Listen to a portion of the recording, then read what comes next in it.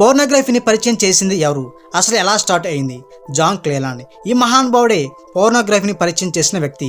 ఇతను first time funny heal అనే నవల ద్వారా అందరికీ పరిచయం చేశాడు. నోవెల్స్ నుంచి ఫస్ట్ టైం 1896లో పార్న్ ఫిల్మ్ తీశారు.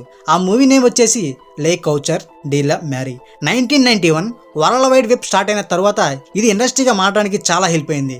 ఇలా పోర్నోగ్రఫీ అనేది స్టార్ట్ అయ్యింది. ఇంటర్నెట్లో పోర్నోగ్రఫీ సైట్స్ ఎన్నో ఉన్నాయి. 1997 వరకు కేవలం 900 సైట్స్ మాత్రమే ఉన్నాయి. కానీ 1998లో గూగుల్ రాకతో ఈ సైట్స్ అనేవి లక్షల్లో పుట్టుకు వచ్చాయి. ఒక సర్వే ప్రకారం 1.3 మిలియన్ పోర్న్ వెబ్సైట్స్ ఉన్నాయంట. ఈ 1.3 మిలియన్ వరల్డ్ వైడ్ వెబ్లో ప్రజెంట్ ఉన్నవి.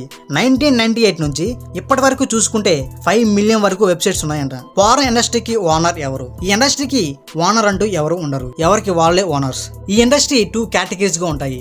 అవి number 1 premium sites and number 2 visit sites. ఇందులో ఫస్ట్ది చూసుకుంటే ప్రీమియం సైట్స్ అంటే కొన్ని ప్రైవేట్ పార్న్ కంపెనీస్ కొంతమందితో వీడియోస్ లేదా ఫిల్మ్స్ని షూట్ చేసి ఇందులో అప్లోడ్ చేస్తారు. అండ్ సెకండ్ది విజిట్ సైట్స్.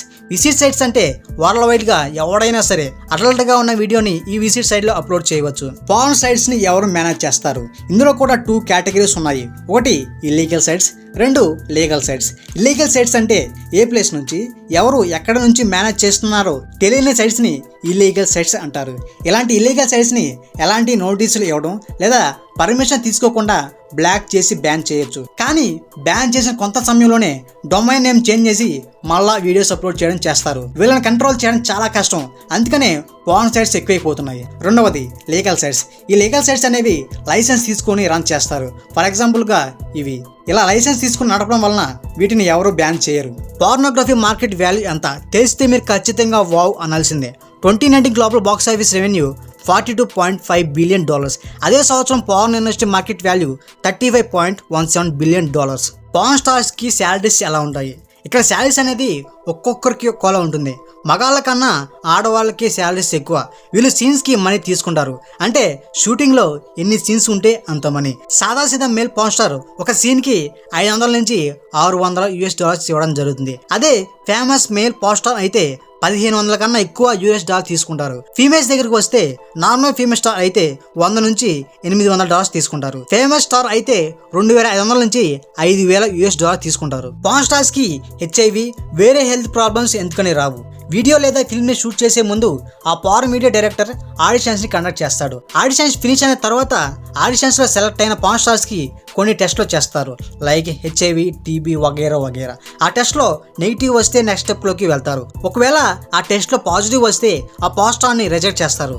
సో అందుకనే పార్న్ స్టార్స్ కి ఎలాంటి వ్యాధులు రావు. పార్న్ వీడియోస్ ని లేదా ఫిల్మ్స్ ని ఎలా షూట్ చేస్తారు, మూవీస్ కి ఎలా అయితే కథను రెడీ చేస్తారో ఇక్కడ కూడా సేమ్ అంతే.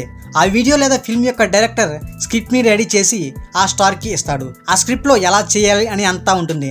లైక్ ఏ భంగిమలో ఉండాలి ETC అలాంటివి. ఇక షూటింగ్ దగ్గర వస్తే షూటింగ్ చేసేటప్పుడు director, male star, female star తో పాటు ఇద్దరు డాక్టర్స్, ఒక makeup man, cameramans, light adjust చేయడానికి ఒక వ్యక్తి, ఇలా ఒక వీడియో లేదా ఫిల్మ్ ని షూట్ చేస్తారు. పార్న్ స్టార్స్ కి అవార్డ్స్ ఉంటాయా? లైక్ సైమా గైమా అవార్డ్స్ అలాంటివి. ఎస్, పార్న్ స్టార్స్ కి కూడా అవార్డ్స్ ఉంటాయి. మూవీ అవార్డ్స్ ఎలా అయితే ఉంటాయో సేమ్ ఇక్కడ కూడా ఉంటాయి. ఆ అవార్డ్ పేరు AVN. దీని అబ్జర్వేషన్ అడల్ట్ వీడియో ఇండస్ట్రీ. ఇందులో ఉత్తమ నటి, ఉత్తమ డైరెక్టర్ ఇలా చాలా ఉంటాయి. ఇక ఫైనల్గా చెప్పేది ఏంటంటే వీడియో నచ్చితే సబ్స్క్రైబ్ అవ్వండి. మన ఛానల్లో అమేజింగ్ ఫ్యాక్ట్స్ చాలా ఉన్నాయి, ఒకసారి చెక్ చేయండి.